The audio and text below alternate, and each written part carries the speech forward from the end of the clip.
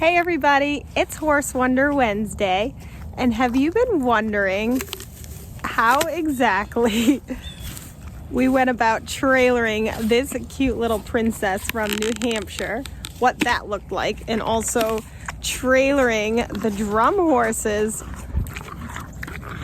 from South Carolina all the way back to Massachusetts.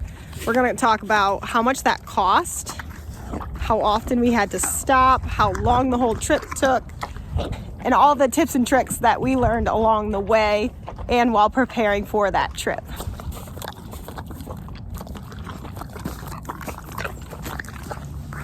Is that delicious? So good, huh?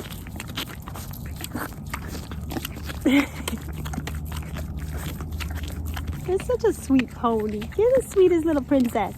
Yes, thank you. Thank you.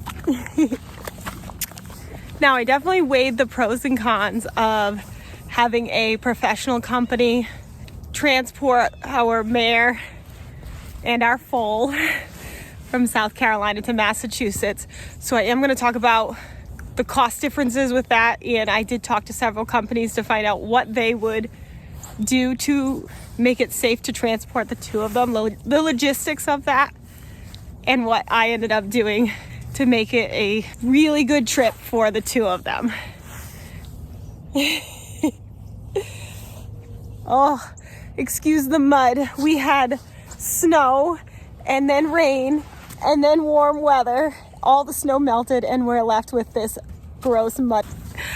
But thankfully the new blankets that we just got at Horseman's Limited fit Miss Queen, and oh, don't eat my hair, please don't eat my hair. No, I've been working really hard on growing that, thank you. And Mr. Prince Charles over here, thankfully they are fitting in their waterproof blankets with all this rain and snow. Oh my goodness, your mane is a mess. We've got some grooming to do, lady. The wind just gave you that really tousled look and some fairy knots going on. Oh, we're all just a hot mess. Charlie. No, thank you. Does my girl want her apple? Woo! Oh my God, one bite, really, Queen? Chew it good. Chew it good. Does the baby want to try it? Yeah. Let me help you. Oh, was that weird? Okay, I am going to tell you the story of how we took our truck and trailer to New Hampshire and then to South Carolina to get our horses from the comfort of my office, because if I stay in the paddock with Prince Charlie, I will probably be bald by the time I get to the end of this story. So, the trip to New Hampshire was just a couple hours there and back, and so that was pretty simple. Taking our truck and trailer for a trial run, picking up Princess, it went really well. Just a short trip. She just required a hay bag for the ride back. She did just fine. Now, going all the way to South Carolina, that was a much bigger trip because that was approximately 930 miles one way. So we're talking 1,860 miles approximately coming back. Definitely a bit more because we did have to make a lot of stops and get off of the highway and stop at gas stations that had large enough parking lots for our truck and trailer. And we did stop approximately every 2 hours, and each stop was at least 30 minutes because we wanted to stop and make sure our mare and foal had a chance to not only let the mare be unhooked where her head could relax, her head and neck, off of the bungee cord tie that we used, because we did have her tied while the foal was not tied. He had access to be able to nurse from her and to lay down as he needed. And this is what was recommended by the veterinarian that did their exams prior to us taking them home. So we did remove one of the dividers to be able to have an open trailer situation as far as them on the trip back where the mare could be tied up and have access to hay 24/7. And each time that we stopped, we offered fresh water to the mare and foal, and they did drink at every stop. They went through quite a bit of water. I wish we had actually taken more water because the 10 gallons that we had on board did not last very long, especially with a lactating mare. I would have brought more water than the 10 gallons that I did bring. We did stop at gas stations and were able to purchase water by the gallon, and so we did purchase quite a bit extra water along the trip back as needed for the mare and foal. The foal did lay down quite a bit during the trip back. He seemed pretty comfortable with the whole trailering process. We were really lucky that both Queen and Prince Charlie were really easygoing about trailering. And they did go through every last bit of hay that we brought from the farm that they came from. So it was the hay that they were used to. We tried to keep things as consistent as what they were used to by bringing the hay that they were used to eating and also filling up on water from the farm that they're from, so the water tasted the same.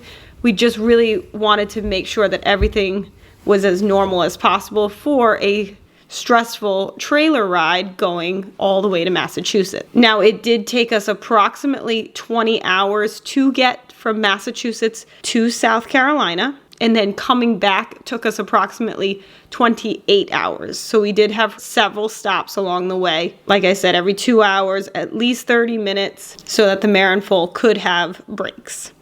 I was able to put the hay in a hay net that just had one small opening just for the safety of the foal. I kept that up high for the mare, and then I put loose hay in the manger, and I found the baby was eating most of the hay from the manger and what dropped on the trailer floor, and that seemed to work well for him. They both seemed to trailer well with just having nice fresh shavings on the ground, hay hanging, and in the manger. I did wet down the hay to keep the dust to a minimum, but also because I wanted to make sure that they stayed hydrated. I wasn't sure how much they were going to drink on the trip, and hydration is so important, especially for a foal and for a mare that is producing milk for that foal. I knew their water requirements were going to be higher, and by watering down the hay, that was another way to ensure that both she and he were getting additional water to keep them hydrated. So I think that really was helpful with making it a smooth trip, stopping often, checking on them, watering down the hay, making sure they had access to water every time we stopped, allowing the mare to put her head down and relax her neck, allowing the foal to nurse during the rest stops, taking longer rest stop breaks as needed for them. At no point did we take them off of the trailer. I went back and forth on this about whether to stop somewhere overnight and take them off the trailer, but from my research, speaking to other professionals who have trailered horses, the overwhelming majority seemed in favor of getting the mare and foal to their destination as quickly as possible while allowing them their 30-minute breaks along the way. That did work out well for our mare and foal, and so that is what we did. When I looked into having them professionally trailered, the quotes that I was given range from $1,800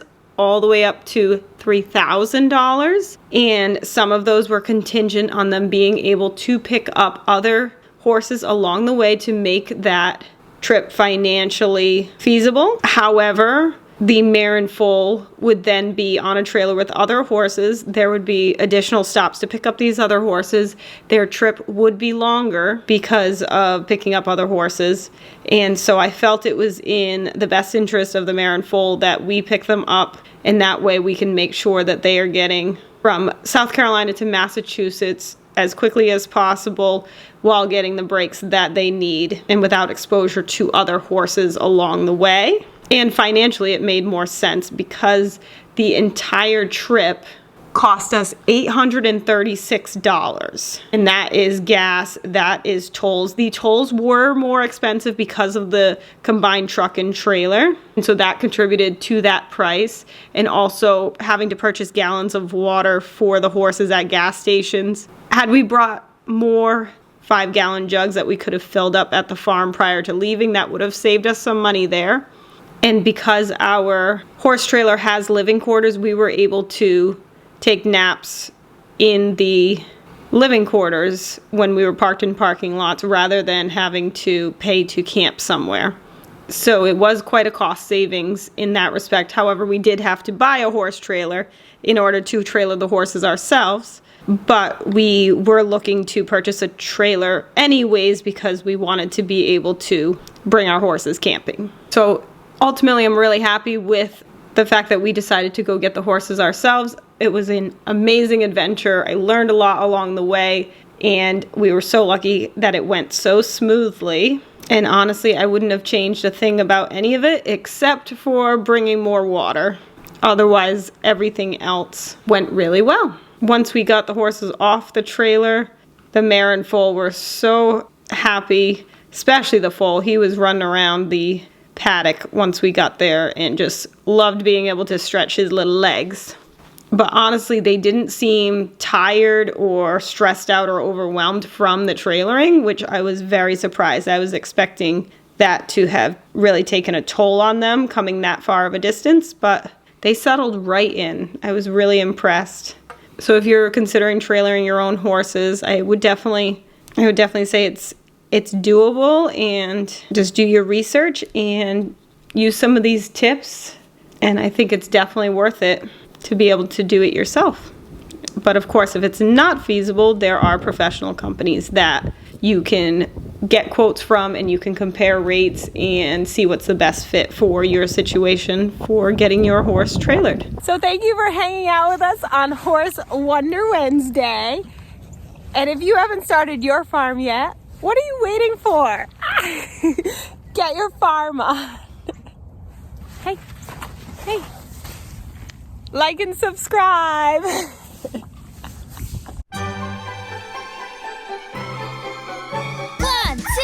2, 3, 4. Do you want a farm? A wicked awesome farm? Watch this channel to learn what to do. We love to farm and we'll show you. Yeah, welcome to our show.